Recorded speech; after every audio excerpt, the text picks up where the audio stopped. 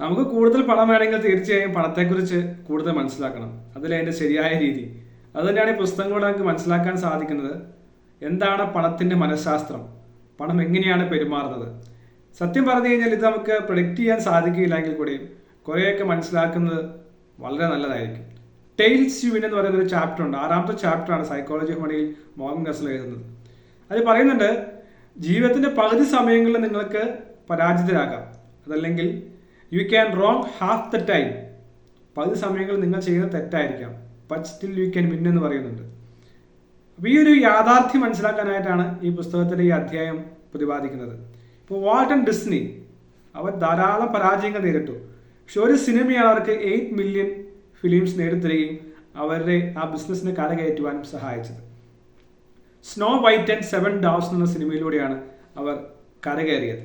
ഇപ്പോൾ apple phone എടുത്തു കഴിഞ്ഞാൽ ആപ്പിളിൻ്റെ ഐഫോൺ ആണ് യഥാർത്ഥത്തിൽ അവർക്ക് വലിയൊരു സിഗ്നിഫിക്കൻറ്റ് പ്രോഫിറ്റ് ഉണ്ടാക്കാൻ സാധിച്ചത്. ആമസോൺ ആണെങ്കിൽ Amazon series, Amazon web service, ഇതാണ് അവരെ കരകയറ്റാൻ സഹായിച്ചത്. പലപ്പോഴും നാം ബിസിനസ്സുകളെയും വ്യക്തികളെയും കാണുമ്പോൾ നാം വിചാരിക്കും അവർ ചെയ്തതെല്ലാം വിജയിച്ചു എന്ന്. പക്ഷേ ഒരു ലെസ് ദാൻ 10 അല്ലെങ്കിൽ 5% കാര്യങ്ങളിൽ മാത്രമാണ് അവർ വിജയിക്കുന്നത്. അതിലൂടെയാണ് അവർ ഫോർച്യൂൺസ് ഉണ്ടാക്കുന്നത്. നമുക്ക് കാണാൻ സാധിക്കും VCs, venture capitalist. Venture capitalist എന്ന് പറഞ്ഞു കഴിഞ്ഞാൽ ബിസിനസ്സുകൾ സഹായിക്കാനായി പണം കൊടുക്കുന്നവരാണ്. അതിൽ 90% ബിസിനസ്സുകൾ പരാജയപ്പെടുമെന്നാണ് പുസ്തകങ്ങളിൽ വായിക്കാൻ സാധിക്കുന്നത്. ഇപ്പോൾ 100 എണ്ണം കൊടുത്തു കഴിഞ്ഞാൽ ഏകദേശം 2-3 എണ്ണത്തിൽ നിന്ന് മാത്രമാണ് ഇവർക്ക് പ്രോഫിറ്റ് കിട്ടുന്നത്. അതിനാണ് ഇവർ ജീവിതത്തിൽ അല്ലെങ്കിൽ ബിസിനസ്സിൽ വലിയ മുന്നേറ്റം ഉണ്ടാക്കുന്നത്. വളരെ കൃത്യമായ സ്റ്റാറ്റിസ്റ്റിക്സ് ഈ പുസ്തകം കാണുവാൻ സാധിക്കും. VCസിൽ 65% VCകളും നഷ്ടത്തിലാണ്. വെറും 2.5% ബിസിനസ്സുകൾ മാത്രമാണ് 10 മുതൽ 20 ഇരട്ടി വരെ ലാഭം ഉണ്ടാക്കുന്നുള്ളൂ. വെറും 1% മാത്രമാണ് 20 ഇരട്ടിയിൽ കൂടുതൽ പ്രോഫിറ്റ് ഉണ്ടാക്കുന്നുള്ളൂ, റിട്ടേൺ കൊണ്ടുവരുന്നുള്ളൂ. വെറും 0.5% മാത്രമാണ് 50 ഇരട്ടി റിട്ടേൺസ് നൽകുന്നുള്ളൂ. ഇങ്ങനെയാണ് ഓരോ ബിസിനസ്സുകളും അല്ലെങ്കിൽ ഇൻവെസ്റ്റ്മെൻറ്റുകളും വർക്ക് ചെയ്യുന്നത് എന്നുള്ളതാണ് നാം മനസ്സിലാക്കേണ്ടത്. അപ്പോൾ ഈ ഒരു മനസ്സിലാക്കൽ ആവശ്യമാണ് എന്നുള്ളതാണ് ഈ പുസ്തകം വായിക്കുമ്പോൾ അറിയേണ്ടത്. റിസ്ക് എന്ന് പറയുന്ന ഒരു വശത്തുണ്ട്, ഒപ്പം കുറേ നഷ്ടങ്ങളുടെ ഇടയിൽ വലിയ ലാഭത്തെ കണ്ടെത്തുവാൻ സാധിക്കുന്ന ആ ഒരു ലോജിക്കാണ് ഇവിടെ വർക്ക് ചെയ്യേണ്ടത്.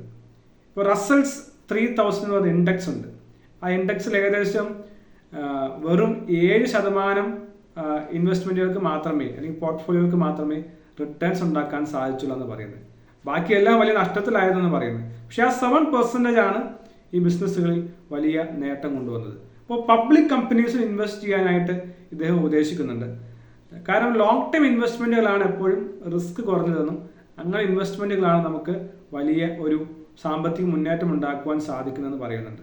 അപ്പോൾ ഡൈവേഴ്സിഫൈഡ് ആയിട്ട് ഇൻവെസ്റ്റ് ചെയ്യുന്ന പോർട്ട്ഫോളിയോ നാം കണ്ടെത്തുകയും അങ്ങനെ ഇൻവെസ്റ്റ് ചെയ്യുകയും ചെയ്യുന്നത് വളരെ നല്ലതായിരിക്കും. ഈ പുസ്തകം വായിച്ചു കഴിയുമ്പോൾ നമുക്ക് തോന്നും വളരെ നെഗറ്റീവായൊരു പിക്ചറാണല്ലോ ഇതിനെക്കുറിച്ച് പറഞ്ഞിരിക്കുന്നതെന്ന്. പണത്തെക്കുറിച്ച് അല്ലെങ്കിൽ പണത്തെ സമീപിക്കുമ്പോൾ നാം ചിന്തിക്കേണ്ടതിനെക്കുറിച്ച് പറഞ്ഞിരിക്കുന്നതെന്ന്. പക്ഷേ യാഥാർത്ഥ്യമാണെന്ന് കൂടി എനിക്ക് തോന്നിപ്പോവുകയാണ്. ഈ പുസ്തകം വായിക്കുമ്പോൾ ഇടയ്ക്കിടയ്ക്ക് വെച്ച് നിർത്താൻ തോന്നും. കാരണം എല്ലാം തോൽവിയുടെ കഥകൾ, പരാജയത്തിൻ്റെ കഥകൾ, നെഗറ്റീവായ എക്സ്ട്രീംസാണ് ഈ പുസ്തകത്തിൽ മിക്കപ്പോഴും പറയുന്നത്. പക്ഷേ അതൊരു റിയാലിറ്റിയാണ്.